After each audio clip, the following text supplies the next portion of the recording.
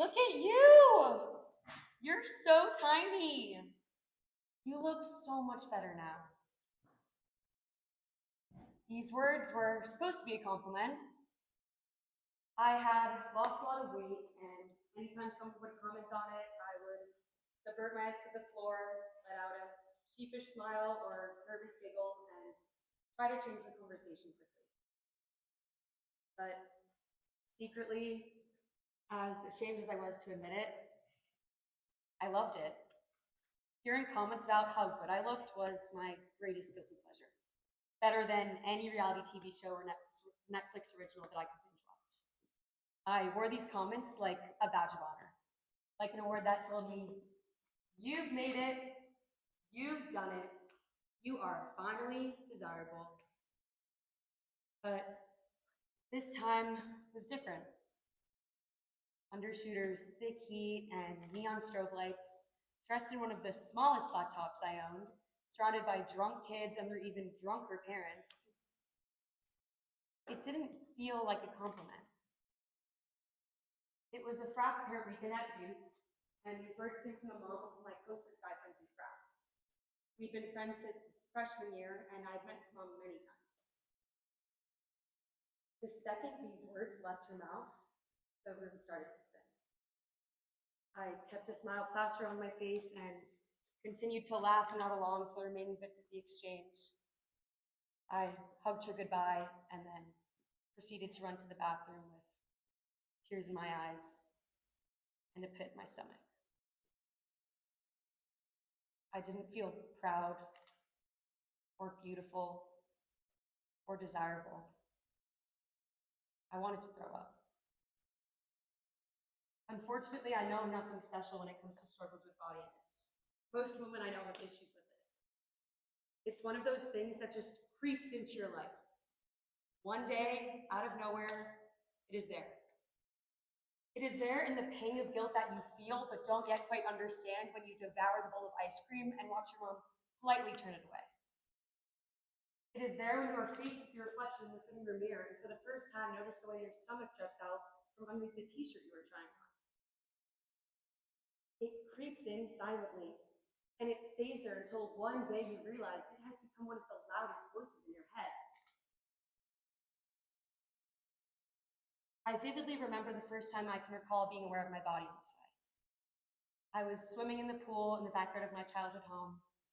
We had a random assortment of kids from school in the neighborhood over, and we were playing our favorite summer game, pool baseball.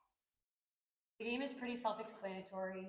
Brightly colored floaties rested on the edge of the pool's perimeter, indicating the different faces.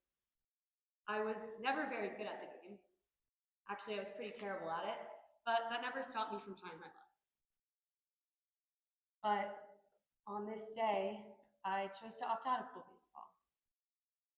I was alone in the deep end, with my legs hooked on the side of the pool, so that my calves rest on the cement ledge, and the backs of my thighs pressed up against the wall of the pool. I was doing sit-ups, sinking my upper body into the water and coming back up to touch my shins, which were growing hot from the mid-July sun. Thing is, though, I do not remember feeling like I needed to do these sit-ups to justify my afternoon ice cream break, or to get rid of the normal, healthy baby fat that bulged out slightly from underneath my bikini bottoms. In fact, I don't really remember why I felt the need to do them at all. Maybe the Weight Watchers ads on TVs, or comments from family members about their diets, or guilt-inducing failure to adhere to them, all came to a head at this moment. I don't know why I skipped out on pool baseball that day, but I know that I was 9 years old, and that this was not the first time that I would skip out on things to hide away and do sit-ups. Since that night, I have had a loose male acquaintance approach me at a house party and ask me what my secret was for how I got so much leaner. I have had a girlfriend who I've been close with all 3 years of college approach me drunkenly at a darty and ask me the same thing. I have kissed boys who previously showed no interest and outright rejected me before I lost almost 30 pounds. But I have also been rejected after pouring my heart out to someone who wanted me when I was far heavier. I've excused myself from meals with my family to throw out my dad's home-cooked dinner and my mom's cookies that she has made ever since I was little. I've had to quite vomit off of myself and hope that my perfume and gum would hide the scent. I've lied about what took me so long in the bathroom and out to dinner with my friends. I've had my boyfriend run his hands along my hip bones and lovingly joke about how they protrude, unaware of how different I used to look before I met him. I've snapped and yelled and angrily denied his question when, while taking care of me as I threw up after a night out, he meekly asked me if I was throwing up because I felt sick from the alcohol or because I felt like I shouldn't have eaten all the junk food I drunkenly consumed that night. I lied to my best friend's face as she told me she was worried about me. I've cried in the car as she expressed her concerns, and I danced around the worries she expressed, denying and distracting and avoiding. I used to think that once I went down 1 or 2 jean sizes, then all of my problems would go away. That I would always be happy and never worry about food or exercise or my weight again. I am now down 3 jean sizes, and I can tell you that's not true. I used to think being smaller would make me feel more beautiful. That one isn't true either. Shocker, life just doesn't work that way.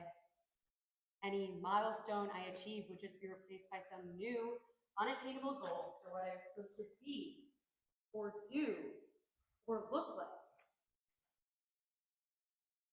It is an enticing and devastating cycle. And so I wake up every day and I work at it, at loving myself and not worrying about what other people view me, and taking care of myself and not taking everything so seriously, and doing things that scare me and living life in a way that makes me feel proud and fulfilled. Me, not anyone else. It was never just about food or exercise or weight, and spoiler alert, it never really is. Yesterday, I wrote in my journal that I was proud of myself for ordering a pizza for lunch, eating until I was full, and taking the rest of it in a to-go box for later.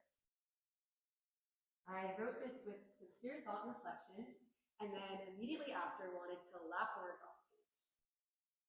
How could eating some of a personal pizza hold so much weight in my life that it warranted an introspective journaling session? Embarrassing, I thought to myself. But like I said, it's never really just about food, is it? And so I added a few missing details to my journal entry. I was proud of myself that I was now comfortable sitting alone in a restaurant by myself, which I had done when I got that pizza. I was proud that I had taken the time that I wanted after graduation to work in hospitality abroad before starting my full-time job back in the US, which is what allowed me to be eating this pizza in Italy on a July afternoon. I was proud that I was now wearing clothing that even a year ago I would have been far too self-conscious to even look at in a store. I was proud that everything about my life in that moment was for me and me only. I was proud of myself for a lot of things, even if calmly eating half of a personal pizza was still no small feat.